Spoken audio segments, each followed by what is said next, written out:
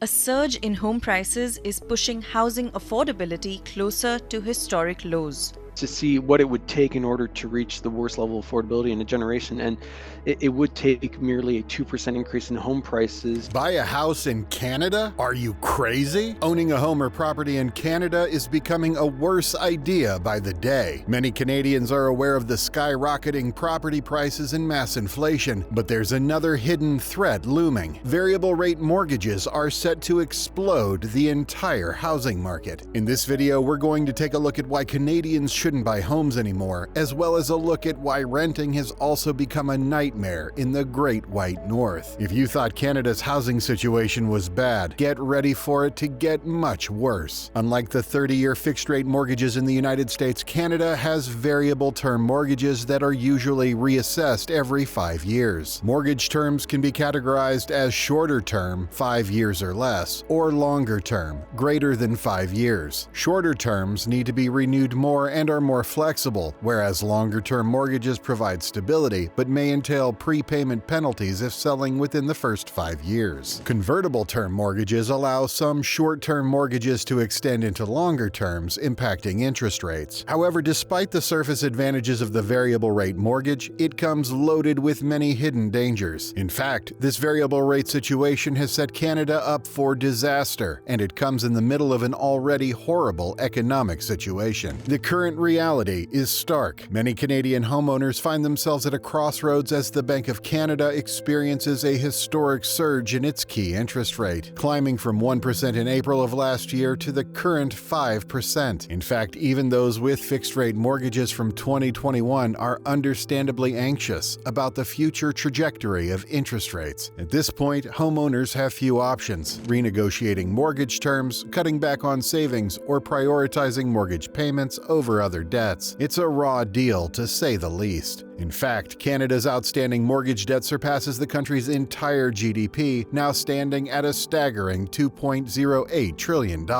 In a recent report, the Royal Bank of Canada sounded the alarm on Canada's coming mortgage crisis, noting that approximately 60% of mortgages in Canada are set to experience a payment shock over the next 3 years. With an estimated 2.2 million mortgages facing interest rate shocks in 2024 and 2025, the situation can't be dismissed, even by the pro-Trudeau media. This is the last thing Canadians want to be dealing with right now, and it's causing major anxiety for homeowners. It's also causing potential buyers to turn away and change their mind. Who wants to sit on a ticking time bomb mortgage as a Liberal-run Canada heads to mass inflation? How bad is this situation? The Canadian economy, as reflected in the GDP numbers, has been contracting since the spring of last year and is well on its way to the bubble popping and a recession. Homeless camps dot cities and towns across the country, and the drug addiction and mental health crisis is spinning out of control. As Trudeau pursues bringing in 500,000 immigrants per year, ordinary Canadians can't find a place to live and are struggling to put food on the table. Housing is running out of space in dense urban areas and skyrocketing in costs even in rural areas. Proposed solutions have been few and far between, although Conservative opposition leader has called out Prime Minister Justin Trudeau over the housing crisis and said that he will fix the situation and accelerate construction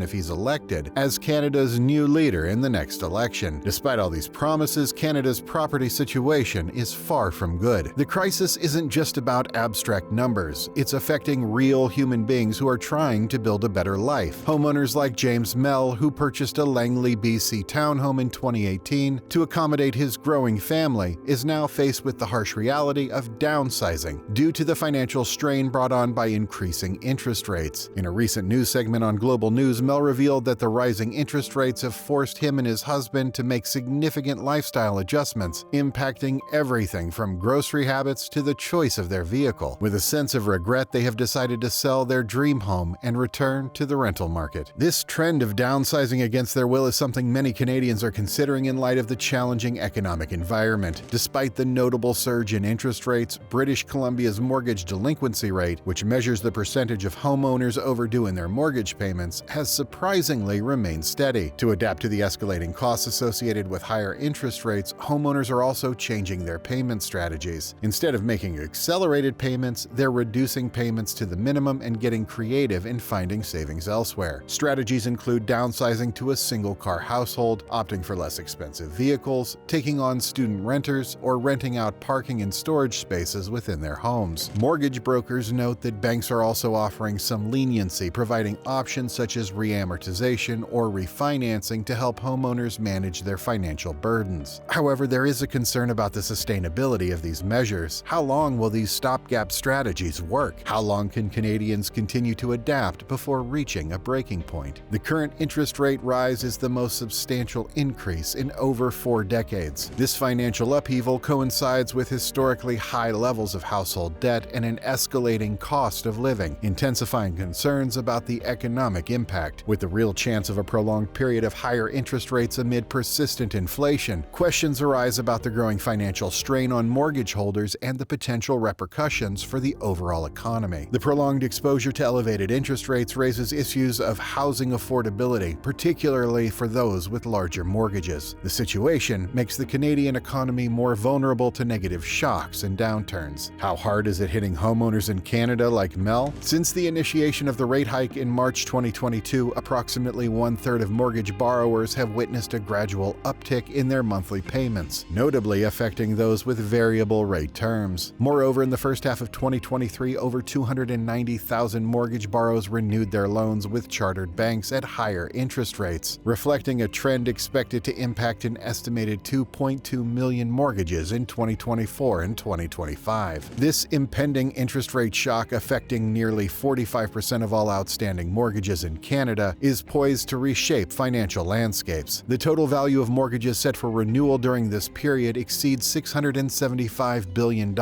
accounting for nearly 40% of the Canadian economy. As households face impending renewals, they can anticipate a substantial increase in their payments, ranging from 30% to 40% on average. This translates to an additional estimated $15 billion annually that homeowners will need to allocate to meet their mortgage obligations. To illustrate, a $500,000 mortgage with a 5-year fixed-rate term and 25-year amortization could incur a nearly $1,000 increase in monthly payments, with an interest rate hike from 1.94% to 5.45%. Homeowners grappling with financial adjustments will explore various options to manage their debt burden. These may include renegotiating mortgage terms, extending amortization periods, cutting back on savings, reducing non-essential expenditures, delaying major purchases, or even considering the preemptive sale of their properties. Prioritizing mortgage payments over other credit products may be a common strategy. However, the redirection of an additional $15 billion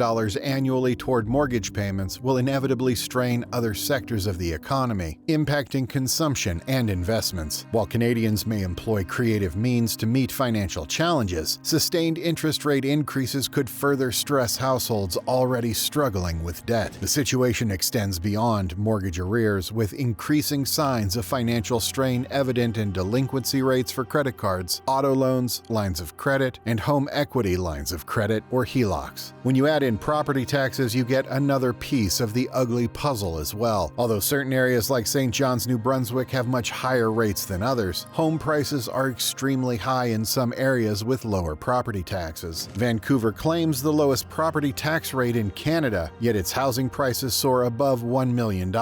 In contrast, Victoria boasts more affordable homes with an average price of $699,000, but compensates with a property tax rate surpassing double that of Vancouver at 0.52035%. Broadly, cities like Vancouver and Toronto showcase high home values coupled with low property taxes, while Fredericton and Winnipeg, with lower home values, experience some of the highest tax rates. Rent is also becoming a nightmare in Canada, with landlords able to change rent with almost no notice. Ricardo Tranjan, a researcher with the Canadian Centre for Policy Alternatives, challenges the conventional framing of Canada's housing situation as a crisis. In his book, The Tenant Class, Tranjan argues that the housing system is not failing, rather, it's functioning as designed, benefiting property owners at the expense of others. As he notes, homeowners and landlords are profiting significantly significantly from real estate transactions, while everyone else gets one step closer to homelessness, especially the working class. The lack of government investment in non-market housing and weakening rent controls have worsened the situation, disproportionately affecting the 30% of the population that rents or seeks to rent. It's true that more houses need to be built to alleviate this renting and property crisis, but it's also necessary for tenants to band together and demand more rights. So what do we do next about Canada's property crisis? With the potential for significant payment increases, there is a need for Canadians to be more proactive and aware of the financial impact of their mortgage renewals. It's important for Canadians to take a closer look at their mortgage situation and what they'll do if rates change. The rising cost of living and inflation are making the coming payment shock